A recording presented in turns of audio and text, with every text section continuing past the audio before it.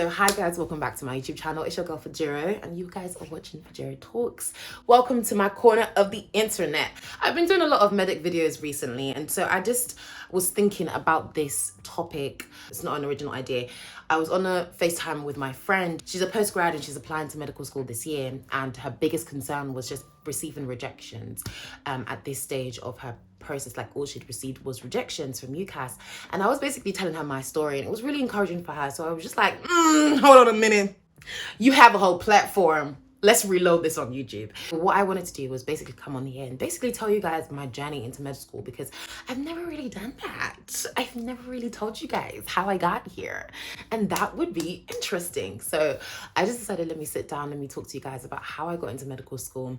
And yeah, if you're receiving rejections at this stage of the journey, of course, if UCAS only has negativity for you, sis, I'm here to say, or bro, I'm here to say, I've been there. I understand the pain, the struggle, the stress. Grab a tea, grab a hot chocolate, grab your biscuit. Let's get into the video. I applied to medical school in the September to October of 2017. I was 17 years old, y'all. I don't even know how I made the decision of wanting to study medicine, but I'm glad I did. If you're in the UK, you know the med school process is that you have to submit an early application. So whilst everyone can be chilling with UCAS, every other degree can be chilling with UCAS, as potential med students or med student applicants, you have to send off your application early. So I think October something was our deadline. And even prior to this, I was just feeling very downcast with the whole process, because I'd got my BMAT back and I got my UCAS score back. And I forget that you guys don't call it UCAS anymore. I did the late UCAS exam and my UCAS score was below average. So it was like 620, 630, and everyone else's was like 640s. And we had people in our year who were scoring like 690s, 700s. And here was I, below average. I was just feeling so like frustrated with the whole process, and it hadn't even begun. Like, I hadn't even started applying to these schools yet.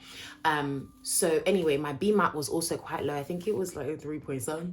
When, you know, other people were scoring like high 4s, high 5s.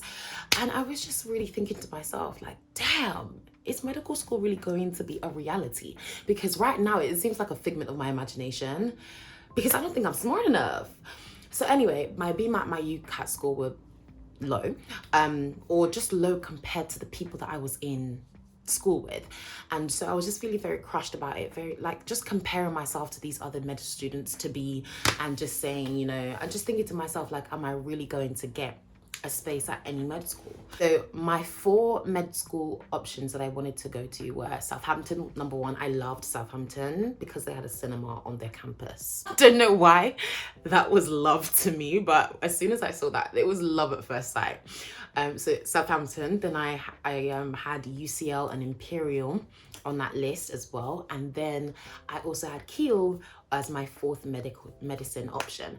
And then as a med student to be, you also get to pick an extra option, like a biomed or a biological degree or something along that side, just in case you don't get accepted into any of your med school options. So my biomed option was in Bristol, so I chose those as my 4 plus my extra option. So I sent that off to UCAS, and lo and behold, it was like November time. People were receiving responses already. You would literally come to the common room or just come to school every single day, and every single day someone was saying, oh, I'd received a response from UCAS from this university that invited me for an interview.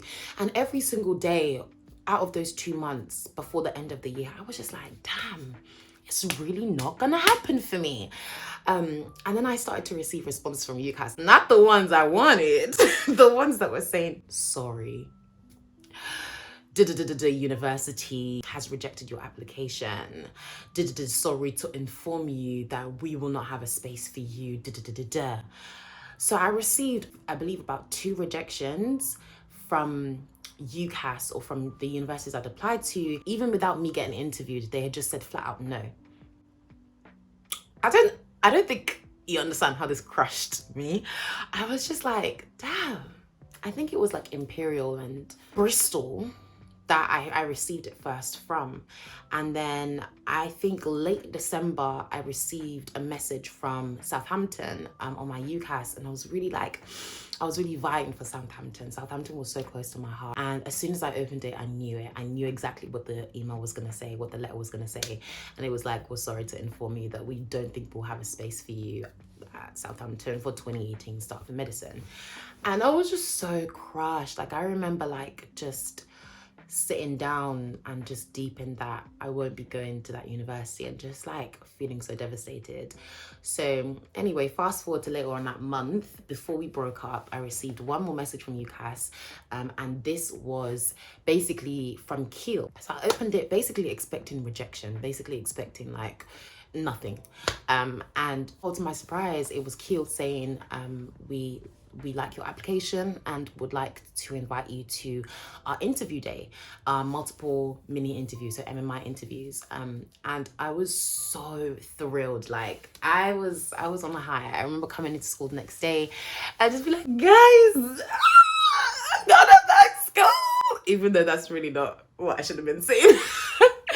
I was just so thrilled. I was like, guys, it's happening. I'm being interviewed. My interview day was for January the 2nd or January the 3rd. I can't remember, but it was really early January the year of 2018. So I remember my mum, my dad booking a hotel close to Kiel campus and just coming like with me on that day to be interviewed. And I remember the day before the interview, I received one more response from UCAS, and it was Bristol. It was Bristol, my biomed option. Bristol, my biomed option. Not even my medic option. Can you imagine? Just bear with me. Bristol, my biomed option, basically sent me a message, a response through UCAS saying that they won't have a space for me on their biomed program, but if I change it to bioethics or biology or something like that, then they'll probably have a space for me then. So I was even rejected from my backup plan. And this was the day before I was going in for an interview for Kiel. And I was just like, damn, I don't know how to process this. But it's either Kiel or nothing. It is either Kiel or sis is not going to med school this year. So I did the interview the next day. I came into Kiel. I was super nervous, super nervous. Honestly, like I had nerves, like I was literally shaking. And I didn't want to stress myself too much because that's how I can get sickle cell crisis, if I basically put my body under undue stress. So I was basically trying to psych myself out that I was relaxed, that I was calm, that it was fine, it was nothing, you know what I'm saying? But inside, I was like, please, take me, marry me or I'm dying.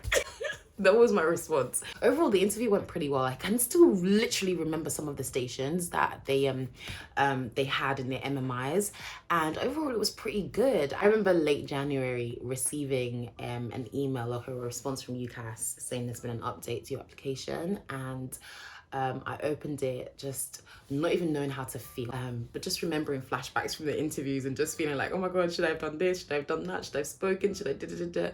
But I was like, if you can't change the past, you have to focus on the here and now. So I opened UCAS, and Kiel had said, we were pleased with your interview and would like to offer you a conditional space at Kiel for 2018 medicine. And I was over the moon. Like I was so excited. I was like, you know, when you've been holding your breath for so long, I feel like receiving that email from UCAS was like, you can breathe out.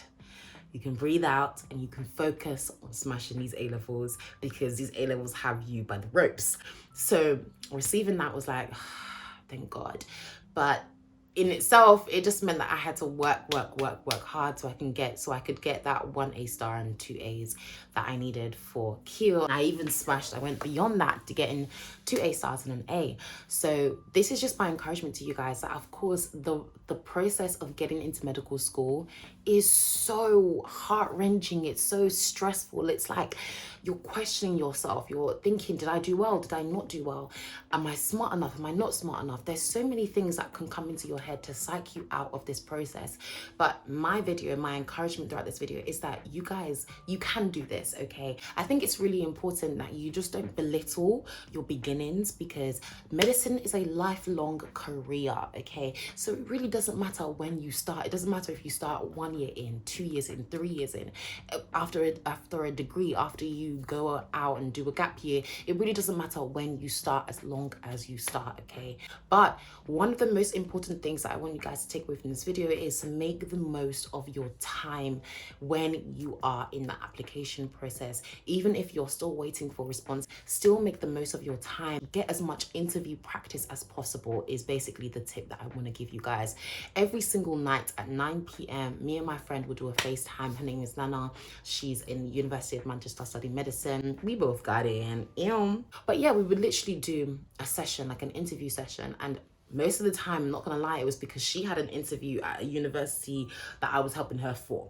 But the one occasion that I had that interview from Kiel, it was really helpful for me because we'd done so much practice, so much interview questions for each other, that it really felt natural when I was in the interview setting, because I'd done this so many times over and over with my friend. Practice your interviews, practice the questions that you feel like they're gonna, ask you.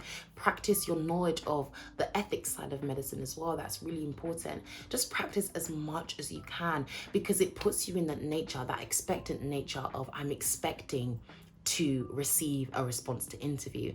And so when you do get that response to interview, you know that you are prepared. You're not scrambling around thinking, oh my God, I've got 5 days to prepare for this interview because I was thinking I was never going to get a response. Guys, always stay in prepared mode, because that is going to save you a lot of stress when you do receive those responses from UCAS.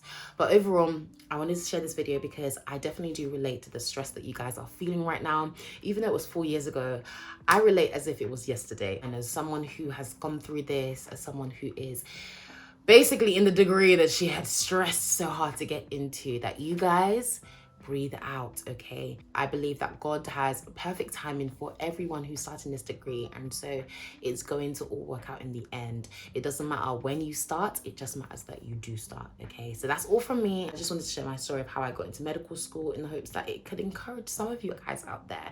And if it has, let me know. Give me a like, a thumbs up, a little comment, talk to me, and hopefully I will be seeing you guys in my very next video. Bye.